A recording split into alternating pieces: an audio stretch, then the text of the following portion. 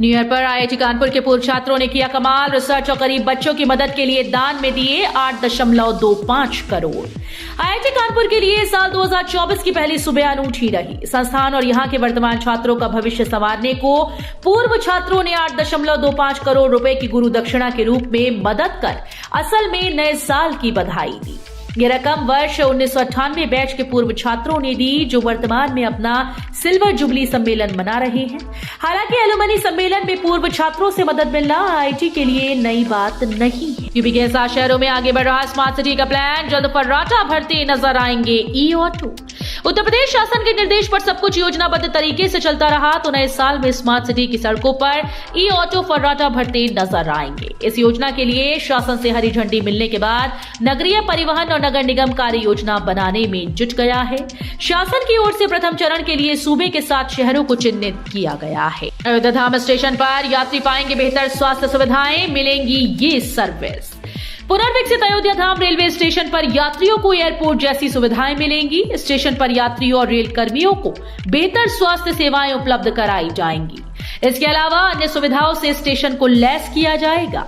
हालांकि अभी प्रथम चरण का ही कार्य पूरा होने की कगार पर है, लेकिन तब तीनों चरण का कार्य पूरा होगा, उसके बाद यात्रियों को स्टेशन पर किसी प्रकार की असुविधा नहीं होगी। महिला पुलिस कर्मियों के लिए खुशखबरी। कानपुर में इस जगह 2 रूम सेट के बनेंगे 192 फ्लैट।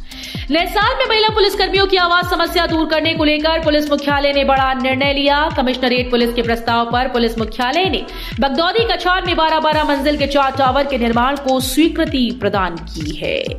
डाकघरों से मिलेगा ई स्टैंप, नहीं करनी होगी भागदौड़। काशी समेत यूपी के 11 जिलों में शुरू हुई सेवा। अगर आपको ई स्टैंप की जरूरत होगी तो अब भागदौड़ नहीं करनी पड़ेगी। डाकघरों से भी ई स्टैंप ले सकेंगे। सोमवार को कचहरी स्थित उप डाकघर में प्रदेश के स्टैंप और न्यायालय शुल्क एवं पंजीयन विभाग के राज्य मंत्री रविंद्र जायसवाल ने इसका शुभारंभ किया। इसके साथ ही वाराणसी समेत यूपी के 11 जिलों से सेवा की शुरुआत हुई। वृंदावन पहुंचे रक्षा मंत्री और सीएम। देश को समर्पित किया पहला बालिका सैनिक स्कूल। तीर्थ नगरी मथुरा के वृंदावन स्थित वात्सल्य ग्राम में षष्ठी पूर्ति महोत्सव आयोजित किया जा रहा है। इसमें शामिल होने के लिए सोमवार को केंद्रीय रक्षा मंत्री राजनाथ सिंह और सीएम योगी आदित्यनाथ पहुंचे। इस मौके पर रक्षा मंत्री और सीएम ने देश की बालिकाओं को पहला बालिका सैनिक स्कूल समर्पित किया। सीएम योगी ने की समीक्षा बैठक। बोले महोत्सव में लगाएं गोरखपुर के इतिहास पर आधारित प्रदर्शनी।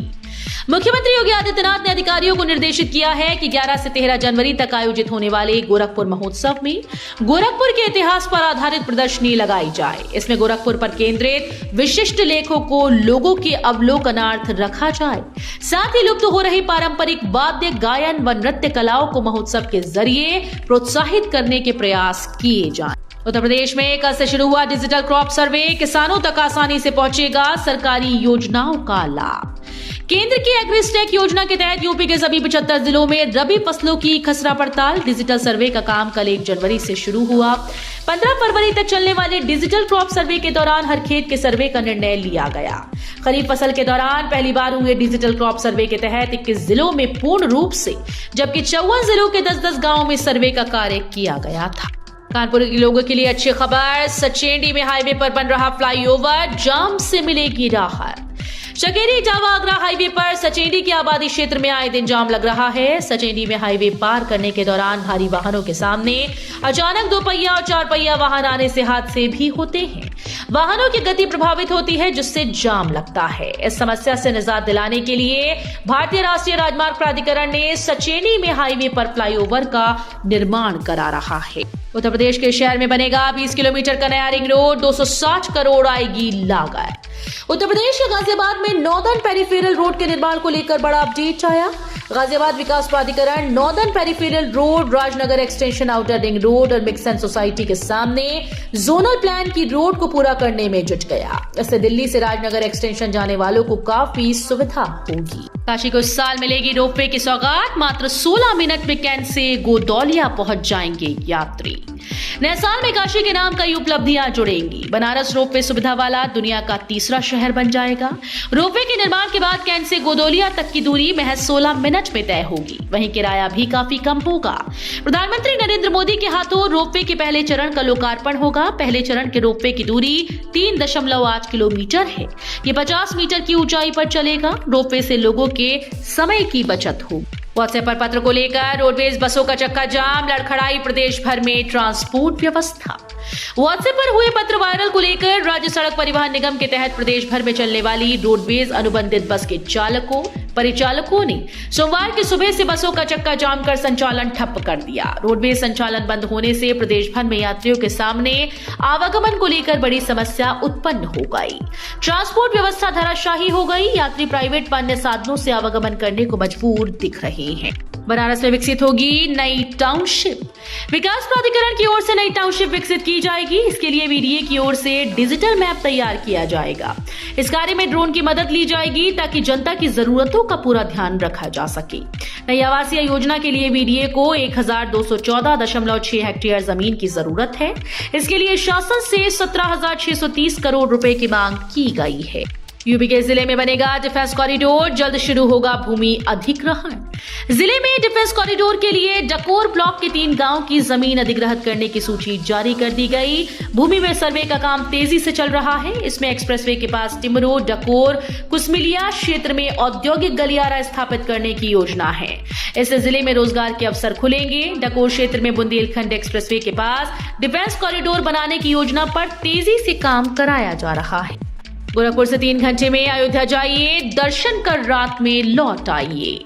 प्रधानमंत्री के हाथों उद्घाटन के बाद दरभंगा आनंद विहार टर्मिनल के मध्य नई अमृत भारत द्विसाप्ताहिक एक्सप्रेस साल के प्रथम दिन से नियमित रूप से चलने लगेगी। गोरखपुर स्टेशन पर यह ट्रेन रात में 11:25 पर पहुंचेगी और बस्ती मनकापुर स्टेशन पर रुकते हुए रात में 2:35 पर अयोध्या पहुंच जाएगी। इसी तरह वापसी वाली ट्रेन भी रात में 1:15 पर अयोध्या से चलेगी और भोर में 4:30 बजे गोरखपुर पहुंचे।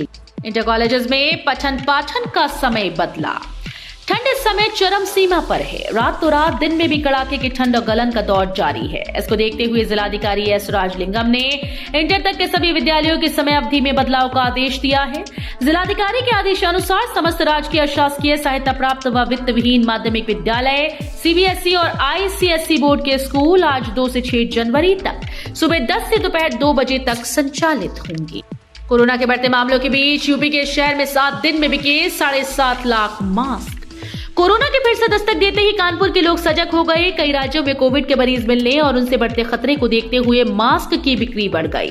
आंकड़े बताते हैं कि 7 दिन में 7.5 लाख मास्क शहर में बिके। केरल समेत अन्य राज्यों में तेजी से मिल रहे मरीजों की संख्या से शहरवासी एक बार फिर खौफ में हैं।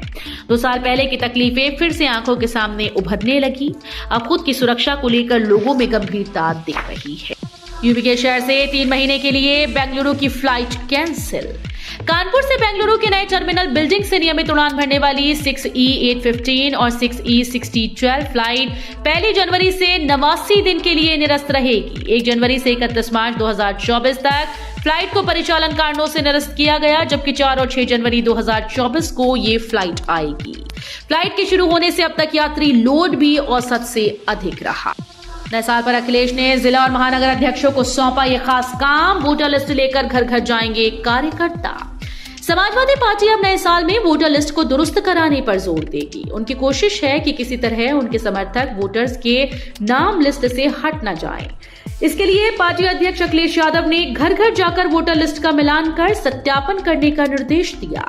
सपा प्रदेश अध्यक्ष नरेश उत्तम ने सभी जिला और महानगर अध्यक्षों से कहा कि वो अक्टूबर 2023 में प्रकाशित अनंतिम वोटर लिस्ट लेकर ये सुनिश्चित करें कि उनमें उनके समर्थक वोटर्स के नाम हैं या नहीं। यूपी में धरातल पर नजर आएगी बिजली सुधार की 24,000 करोड़ की योजनाएं। पीक आवर्स में सबसे अधिक बिजली सप्लाई का रिकॉर्ड बनाने के बाद यूपी अब हर क्षेत्र को 24 घंटे बिजली सप्लाई की तरफ बढ़ रहा है। हर क्षेत्र को बाधा रहित बिजली मिले, इसके लिए करीब 24,000 करोड़ की योजनाओं पर काम शुरू किया गया, जो कि नए वर्ष 2024 में पूरी होंगी। इन कामों के हो जाने पर लोगों को तय शेड्यूल के मुताबिक भरपूर बिजली मिलने लगेगी। नए साल में कानपुर आईआईटी करेगा हृदय यंत्र का एनिमल ट्रायल। एआई और एमएल के प्रयोग पर रहेगा जोर। आईआईटी कानपुर का Gangwal school of medical sciences and technology नए साल में हृदय यंत्र का एनिमल टेस्ट पूरा करने जा रहा है। स्कूल का फोकस इसके साथ ही ऐसे मेडिकल उपकरणों का विकास करना है जिसमें आर्टिफिशियल इंटेलिजेंस और मशीन लर्निंग का प्रयोग किया गया। इस टेक्नोलॉजी से टेलीमेडिसिन में भी क्रांतिकारी बदलाव की अवधारणा पर काम किया जा रहा है। मुरादाबाद भरेगा विकास के पथ पर उड़ान, हवाई सेवा जल्द होगी शुरू, बुद्ध बाजार नए स्वरूप में दिखेगा। इस साल मुरादाबाद विकास के पथ पर सरपट दौड़ेगा या कहीं कि विकास की नई इबारत लिखेगा। नए साल की शुरुआत हवाई उड़ान के तोहफे से होने की पूरी उम्मीद है। मुरादाबादियों को अपने शहर से लखनऊ और कानपुर तक हवाई सफर कर सकेंगी। मायावती ने नए साल की बधाई के साथ भाजपा कांग्रेस पर बोला हमला, जानिए बेरोजगारी गैर बराबरी को लेकर क्या कहा। बहुजन समाज पार्टी की राष्ट्रीय अध्यक्ष पूर्व मुख्यमंत्री मायावती ने कहा कि लोगों की जेब में खर्च के लिए पैसे ना हो तो देश के विकास का ढिंढोरा किस काम का। बेरोजगारों की फौज के साथ विकसित भारत कैसे संभव है। केंद्र की सरकार हो या राज्य की सरकारें, दोनों महंगाई, गरीबी, बेरोजगारी और पिछड़ेपन जैसे बुनियादी समस्याओं पर ध्यान केंद्रित नहीं कर रही है। प्राण प्रतिष्ठा पर रामलला को अर्पित किया जाएगा बनारसी पान, विशेष ऑर्डर पर किया जा रहा इंतजाम। अयोध्या के श्री राम मंदिर में 22 जनवरी को रामलला की प्राण प्रतिष्ठा पर भगवान श्री राम को भोग लगाने के बाद बनारसी पान अर्पित किया जाएगा। विशेष ऑर्डर पर यह पान बनारस से अयोध्या भेजा जाएगा। बता दें कि रामलला की प्राण प्रतिष्ठा के लिए काशी से बनारसी वस्त्र, पूजा की थाल और अन्य जीआई उत्पादों का जाना शुरू हो गया। वहीं लकड़ी का श्रीराम दरबार और बनारसी दुपट्टा, रामनामी, स्टोन क्राफ्ट, जाली वर्क, जरदोजी, वॉल हैंगिंग समेत अन्य उत्पाद बड़ी संख्या में अयोध्या मंगाई जा रही हैं। विमानों का शेड्यूल हुआ तय, 15 जनवरी के बाद हर दिशा के लिए उपलब्ध होंगी फ्लाइट। अयोध्या के लिए सभी दिशाओं से उड़ान का शेड्यूल तय हो गया है। 6 जनवरी से इंडिगो और एयर इंडिया एक्सप्रेस से उड़ान की तारीखें तय हो गईं। पीएम मोदी ने महर्षि वाल्मीकि अंतर्राष्ट्रीय हवाई अड्डे का लोकार्पण कर दिया। एयरपोर्ट से विमानों का आना जाना शुरू हो गया है। 6 जनवरी से एयरपोर्ट विमानों से आबाद हो जाएगा। सूत्रों के मुताबिक मंदिरों के शहर के लिए देश की हर दिशा से जहाज आने जाने की संभावना है।